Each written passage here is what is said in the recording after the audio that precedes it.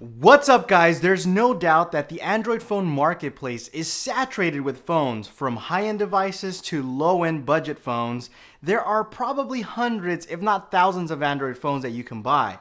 Well, today I'm going to show you one of the most unique Android phones that you've probably never even heard of. So without further ado, let's get started.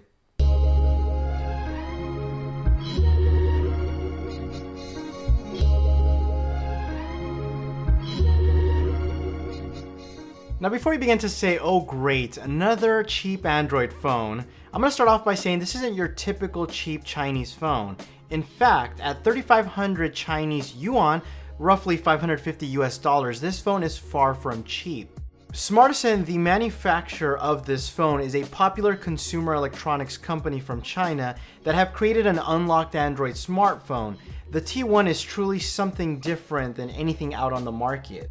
Even the unboxing experience was unique. Each layer was organized and methodically thought out. Definitely a lot of attention to detail, even with the included accessories, which I'll talk about later. Let's go ahead and get the specs out of the way first. The T1 packs a 5-inch 1080p IPS display with Gorilla Glass 3 on both the front and the back, a 2.5 GHz quad-core Snapdragon 801 with 2 gigs of RAM, 16 or 32 gigabytes of internal storage, sorry there's no micro SD expansion here, and a non-removable 2570 mAh battery. In the rear, you'll also find a 13 megapixel camera using Sony's IMX214 sensor and a 5 megapixel front-facing selfie camera, and of course the usual 802.11ac Wi-Fi, Bluetooth 4.0, GPS, and yes, it does come with NFC. The design resembles a larger iPhone 4 and 4S, and that's not necessarily a bad thing, as it was one of Apple's best iPhones in terms of design. In fact, the T1 and the iPhone 4 and 4S share a similar back cover locking design. You slide it to pop it off, and you secure it with 2 screws at the bottom, which they've also included 2 extra additional screws with your accessories. This will give you access to the SIM slot, and although it may seem a rather inconvenient way of hiding the micro SIM slot, the design was so important to them that they didn't want to have a SIM cutout tray ruining the clean surface of the mid-frame. I guess it's okay since most people don't change out their SIM card that often anyway. Speaking of design, the Smartisan T1 won the Gold IF Designs Award in 2014, even winning over the iPhone 6.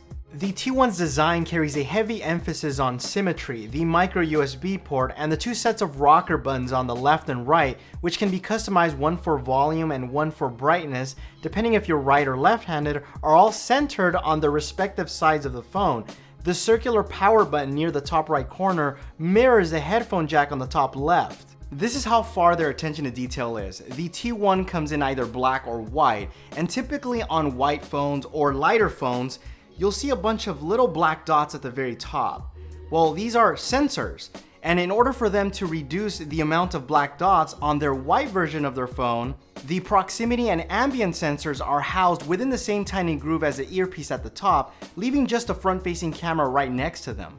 Even the USB charger has a rounded indentation to make sure you plug the USB cord in the correct way every time you need a charge. Though ironically, a company so focused on design decided to use physical buttons instead of software keys, or even capacitive for that matter, though on a positive note, you can customize each key within the system settings.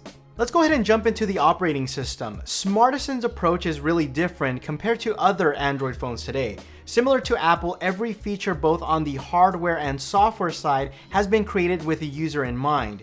These features are not just cool or gimmicky, but rather different and thoughtful. For example, the customization you have for each rocker button on the side of the phone. You can use this to either control the brightness or the volume depending if you're left or right-handed. And despite the launcher being heavily modified, it is very smooth and responsive. Apps ran without any problems, gaming showed no signs of drop frames, and the phone had no problem pushing all of those pixels in its 1080p display.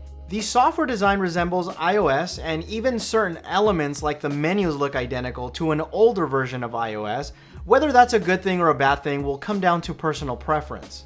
The launcher is pretty customizable. You can have the original or traditional style Android launcher where you have an app drawer, or you can have more of their customized version where it allows you to create different home screens and you can pinch and see an overview of all of the apps installed, which makes it easy to find what you're looking for without needing to scroll through a lot of pages. You can also lock certain screens. So for example, my shopping one, if I don't want anybody to have access to it, I can lock it, and every time I would want to access it, you need a PIN code. They've also redesigned over 1,600 of the most popular apps to match their graphic style of the operating system. Now, I can keep talking about this phone, but it really doesn't matter because it's not available for sale in the US, and this phone is over a year old. So why am I talking about this phone, and why should you even care? Well, this phone is not available to buy here in the United States. The company was recently spotted passing through the FCC, which only means that their technology, their phones, will probably be here in the near future. So that's actually a good thing because I always like to see Android manufacturers who are passionate and really dedicated to building a great Android phone. And I've always said this about Android, and it's what makes it so special, is that there's no such thing as a one-size-fits-all solution. We have many options, be together, not the same.